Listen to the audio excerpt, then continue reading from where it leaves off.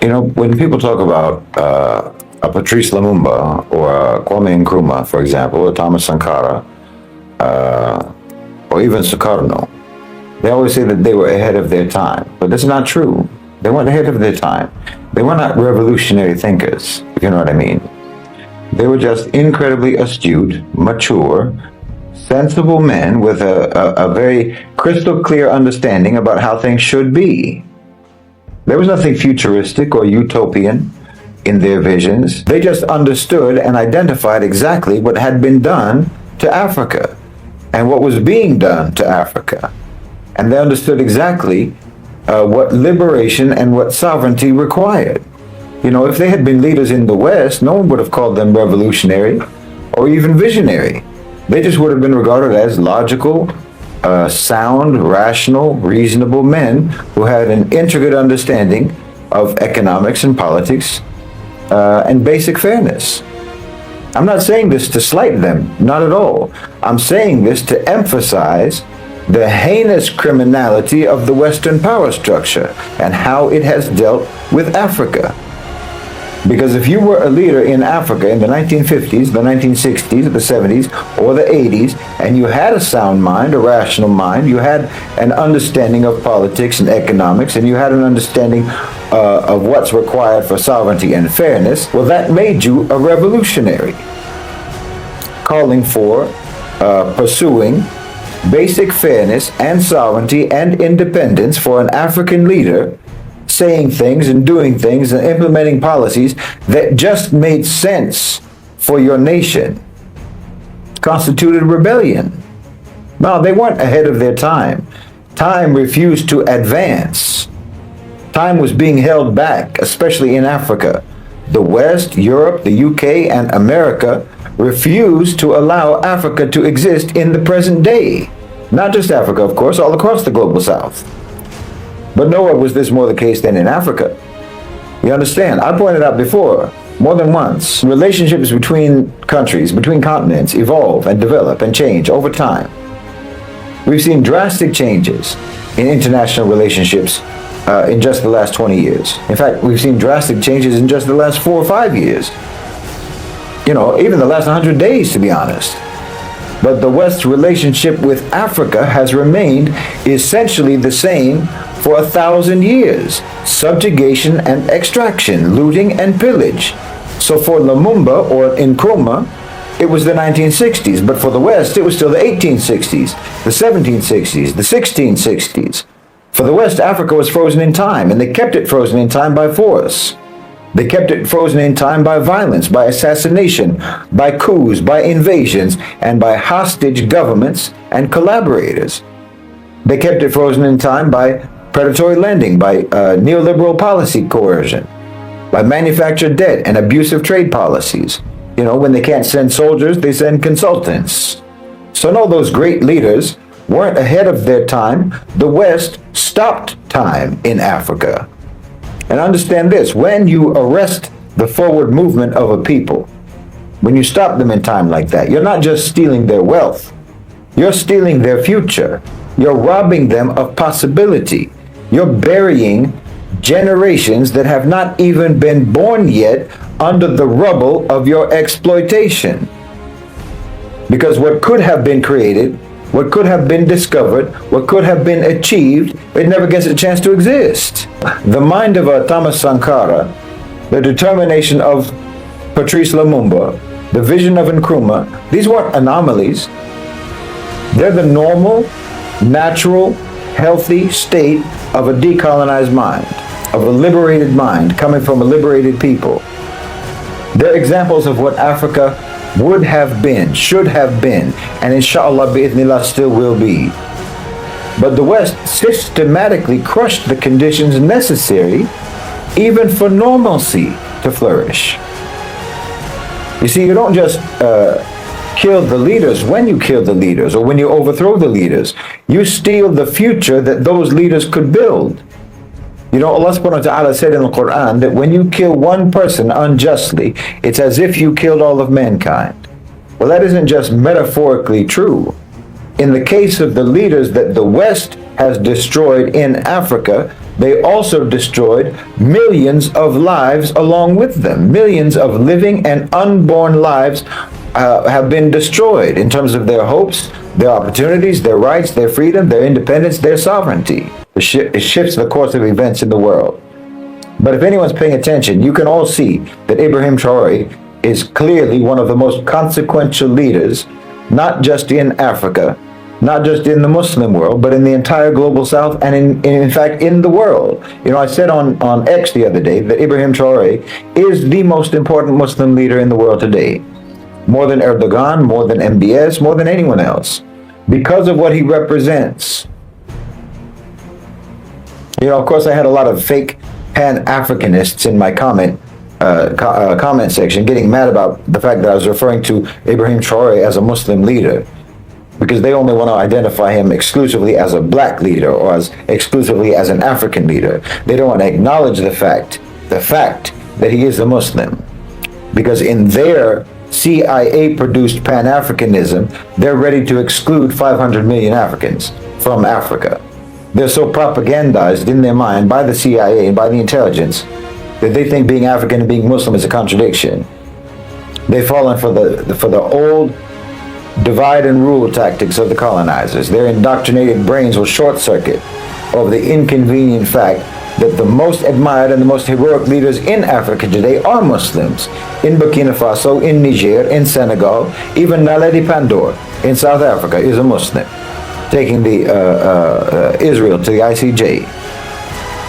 Just because Ibrahim Traoré doesn't wear his religion on his sleeve, and just because he doesn't takwa signal, you know, all the time like some so-called Islamists, you think we don't get to claim him as part of our ummah? We don't get to say that he's a Muslim leader, but he is a Muslim leader.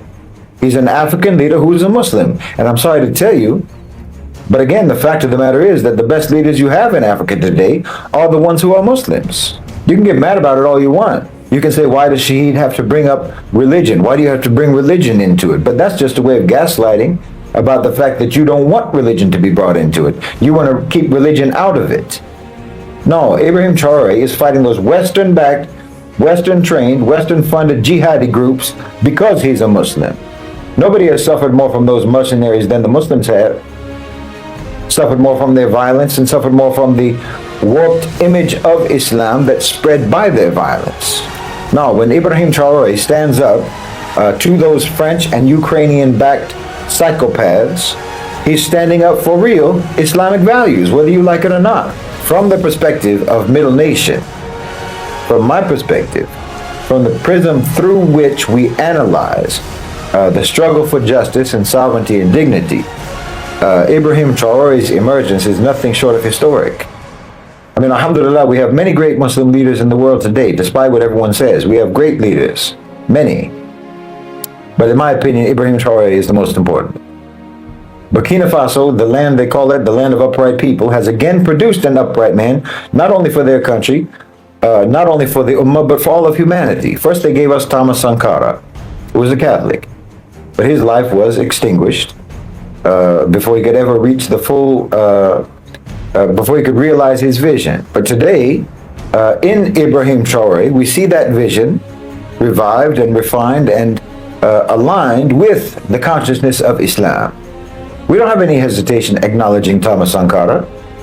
We're proud of anyone, regardless of their faith, who stands for justice. You know, there were many leaders, heroic leaders in the Global South, particularly in Latin America, who were inspired by the so-called liberation theology within the Catholic Church. Even if their own church hated them for it, we salute them. You know, even those with no faith, who genuinely struggle for the rights of their people. Because, you know, today the fight for freedom is not just waged by armies anymore, but by narratives and by resource policies and by alliances and by collective sovereignty. Traoré has made the choice to look towards Russia and Turkey and towards other new centers of power in the multipolar world. That's strategic. Not because they're perfect allies, but because he recognizes the necessity of breaking the Western stranglehold on Burkina Faso. This is pragmatism in service to principle. This again is the methodology of Middle Nation. It's engagement without submission, cooperation without subjugation. It's trade-offs without selling out. He also understands, crucially, that Africa's liberation cannot be rented from outside. It has to be rooted in the reclamation of Africa's own wealth. You know, his moves to exert control over Burkina Faso's gold, building indigenous defense capacity and food sovereignty, these aren't just political decisions. These are acts of civilizational self-respect. It's a declaration that Africa's children will no longer be bled dry for the enrichment of Western imperial capital. We see Ibrahim Traoré as a brother, not simply because of his faith, but also because of his fight. Because he embodies the spirit of the Quranic guidance to stand firmly for justice, even if it is against your own selves, even if it is against those who are in power, and even if it is against the odds. Burkina Faso isn't just a battleground today for the Burkinabe people. It's the front line in a global struggle for liberation. What Ibrahim Traoré is doing is echoing in the Sahel, in Niger, in Mali, across Africa, across the Ummah, across the global south, and across the world. Every oppressed people around the world can now look to Burkina Faso and to Ibrahim Traoré and say liberation looks like it's actually possible. But obviously, the global order trembles at the prospect that anyone is going to follow his example. They're afraid of his courage and his clarity and his defiance in the face of Western power and Western threats, and they should be afraid of that. They should tremble because they know the jig is up. But we know that when they get scared, they get dangerous, and Ibrahim Traoré is under severe threat. There's already been something like 20 attempts on his life since coming to power. They just stopped a coup from happening last week, organized by the Americans and by the French, right there in the French embassy. Because a free Africa is just something that old wolf can't take. You know, they've been keeping Africa in the past for so long that they know that if they let Africa get away from them, then they're going to be the ones who are consigned to history. The chains that have been holding Africa down all this time are also the only things holding the West up. So now America has said that they want to arrest him. You know, they've already tried to take him out more than once, like I said. Now they're trying to smear him. They're trying to attack him. They sent the head of AFRICOM to the Ivory Coast a couple of days ago, which is a neighbor of Burkina Faso and which is known to have allegedly anyway participated in the killing of Thomas Sankara. Allegedly they participated in the coups or helped to organize the coups against coup attempts against Ibrahim Traoré. And the Western sycophantic leader that was overthrown by Ibrahim Traoré is in exile in the Ivory Coast right now. So they're getting ready for something. Understand, Ibrahim Traoré isn't just fighting insurgents and militants in the desert. No, every time he has to meet with some Western diplomat or politician or ambassador, he's fighting that same enemy. They're just wearing a suit and tie and meeting in some conference room or some embassy somewhere. But it's the same enemy that he's fighting in the desert. He doesn't have a meeting with any Western official except it's a kind of combat. Imagine. The same ones that are smiling at you or from across the table, those are the same ones who are also paying mercenaries to kill you. That's why there's going to be a continent-wide protest at the end of this month. I think it's on the 30th. And I really hope that we'll see activists fill the streets all around the world, not just in Africa. It's a demonstration in support of Ibrahim Traoré, in support of Burkina Faso, and it's a protest against American and Western threats against him. And I really hope, wallahi, that we see massive numbers globally participating in this. Wallahi, I hope that even we'll see people of the Ivory Coast turn out for it. Listen, this is important. Burkina Faso is important. Ibrahim Traoré is important for everyone, not just for Africans, not just for the Burkinabes. This isn't about idolizing the man. It's about understanding the importance of what he represents. And what he represents is a paradigmatic shift that the whole world needs. You understand me? The OCGFC have been on a path of power consolidation for decades, accumulating more and more power in fewer and fewer hands, and leaving almost nothing beyond their control. We are in a struggle against this consolidation. Do you understand? It's a struggle for decentralization. That's the essence of it. That's what multipolarity is. It's decentralization. We need to pursue, protect, and preserve variance. They don't want there to be any options. They don't want there to be any divergence, any independence. But see, they built their power structure initially on the assumption that American power would last forever. Now they're understanding that they have to recalibrate. They need to transition. It's like they built one of those Jenga towers on a kitchen table, and now they have to relocate it. They have to move that tower all the way across town without it falling apart. Because now you have to move to the global south.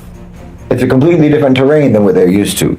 So they're going to try to eliminate as many variables as they can to try to manage this transition so they come out on the top. Because they don't want their tower to fall apart. But if their tower falls apart, that is liberatory for everyone on this planet. Burkina Faso, as I say, represents decentralization. It represents variance. It represents a threat to the power consolidation. They see Ibrahim Traoré as a glitch in their system, but their system is a virus on humanity. Burkina Faso represents not only the promise of African liberation, but liberation for all of us. And the instinct for liberation is not a bug in the human software, it's a feature. So everyone should do whatever they can, and we should all do all we can to try to defend and protect Ibrahim Traoré. Because wallahi, this is a matter of self-defense. Ibrahim Traoré isn't simply a political figure. He's a turning point.